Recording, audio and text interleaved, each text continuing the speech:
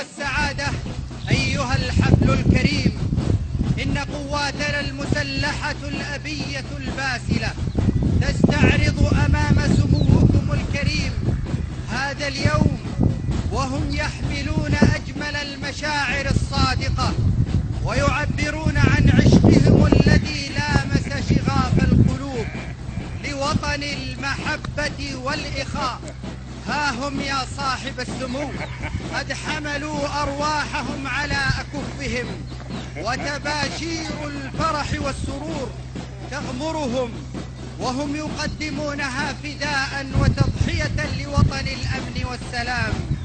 ولسان حالهم يقول: أيها الوطن الأشم، هذه